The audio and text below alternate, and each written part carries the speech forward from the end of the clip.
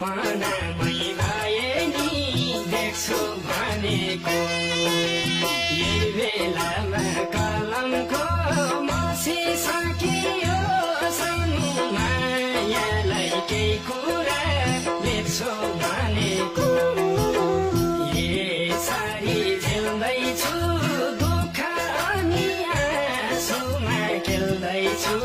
कल्पनामै भए नि